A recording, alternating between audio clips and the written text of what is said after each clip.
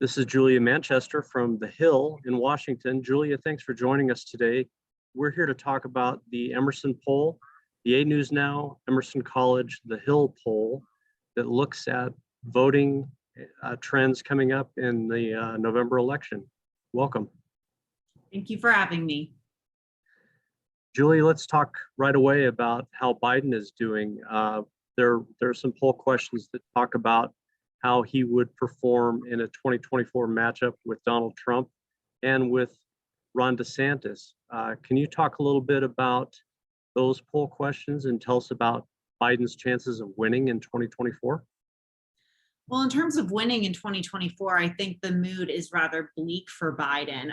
Look, I think he's dealing with obviously inflation. We've hit 9.1% inflation today in the US, and I think that's very much showing in this poll. And you also have a lot of Democrats in general who are unhappy with his job performance, as well as other voters. So I think there's a number of factors, the national mood being one of them, that's really dragging President Biden down in this poll and in other polls.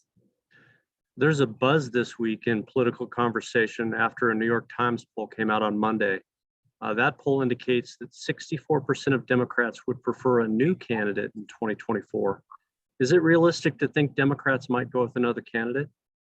Well, there is certainly a lot of buzz, and we've actually seen one progressive group, Roots Action, who's actually calling on President Biden not to run in 2024, seemingly suggesting that they would want a progressive candidate to run instead. However, right now, President Biden is saying Democrats want him to run, and he and the administration are adamant that he will run at this point. However, we are seeing chatter that we rarely see with other rarely seen with other former presidents about how, what's his political future, even though we're not even to his first midterm election. So we're really, and I know this is a cliche, we are in unprecedented times. There have been a number of strange things that have happened over the past 6 or 7 years in US politics. So anything could happen at this point, but I would say Biden is not in a great place when it comes to his approval ratings in the party and outside of the party. There's no recent precedent, is there, for a sitting president to be replaced by another candidate after a first term?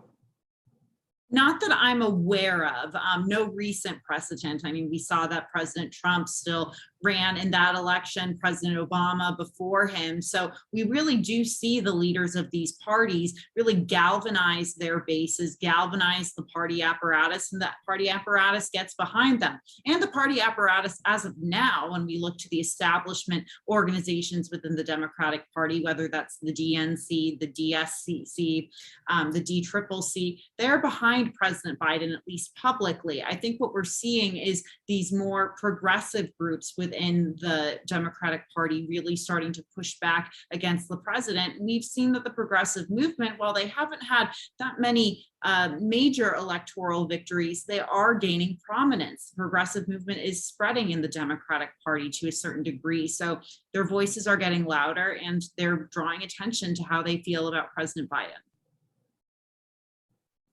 Back to the Emerson poll, 57% of respondents in our poll of 2,000 people said they disapprove of the job that Biden is doing, and 32.5% approve.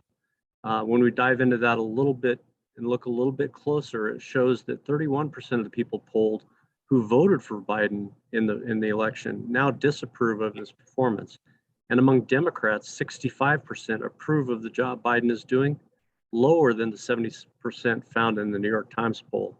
Where does this leave Democrats with less than 4 months until the midterm election?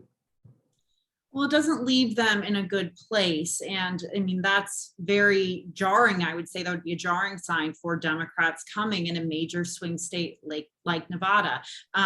Democrats need to win Nevada, whether it's at the gubernatorial level, the Senate level, and the House level. There are a number of major races, toss-up races happening in the state. So if the leader of the Democratic Party right now is not looked favorably upon by Democrats, I think that could lead to some serious questions as to how big will Democratic turnout be in Nevada come November. Will independent voters, will Democrats even even, vote for the Democratic Party, or will they switch to the Republican Party? I think we can definitely say that the majority of Democrats will likely vote along party lines in the midterms. But what I mean is that we should really look at those independent or swing voters in areas like Las Vegas, for example, that could very much decide many of these elections. I think if you're a vulnerable incumbent like Catherine Cortez Masto, Steve Sisolak, Susie Lee, Dina Titus, you're looking at this poll and Biden's approval ratings, and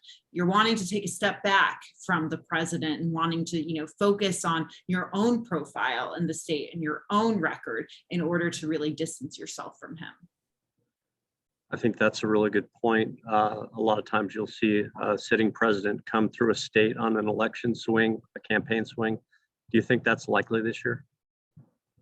We'll have to see. I thought it was notable last week when President Biden traveled to Cleveland, to Ohio. And I would say that Ohio is not a swing state in the same way Nevada is. Ohio definitely leans more to the right, but the Democratic gubernatorial candidate, Nan Whaley, and the Democratic Senate candidate, Congressman Tim Ryan, did not appear with Biden at the event he was holding for union workers. We know that Ohio is a big union state similar to Nevada, but Tim Ryan and Nan Whaley are two people who are huge union advocates, and they do a lot within the union community in Ohio. So to see other Ohio Democratic leaders come and support Biden at this union event, but not see these two relatively vulnerable Democratic candidates not appearing with Biden sort of shows you, where their head is at and trying to distance themselves from him. Now, Whaley and Ryan and many other candidates, in similar positions, whether it's with Biden or not, said that this was due to a scheduling conflict. So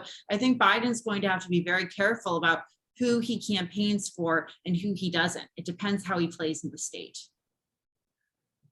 Now, about half this poll is being released today, and then they're coming back tomorrow with the second half. First half covers the governor's race, the U.S. Senate race, and these looks at Biden's possibilities in 2024, as well as approval rating for the Supreme Court's performance. What sticks out to you in that section of the poll?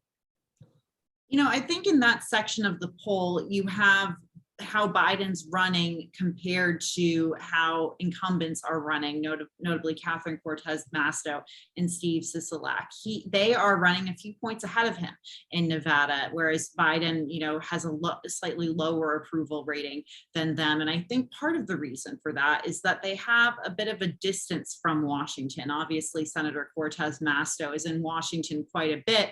However, she's still running as a statewide figure. Same thing with Governor Sisolak.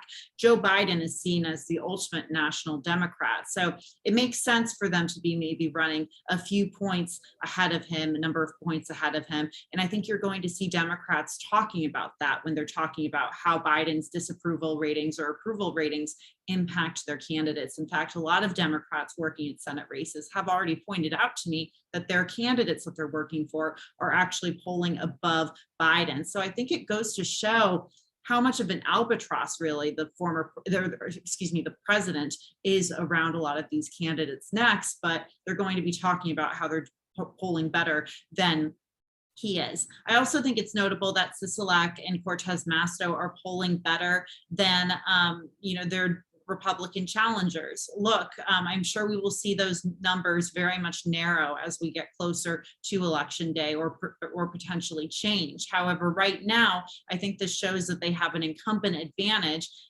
in a state that's, one of the most competitive Senate and gubernatorial states going into November. And it shows how much the party apparatus is really behind them. We know that the Democratic machine is already pouring money into Nevada, whether it's at the Senate level, the governor's level, or the House level. And I think in a way that's being reflected in this poll. However, don't expect these numbers to remain this wide. I think it's very possible they could narrow as we get closer to November. Look, Democrats are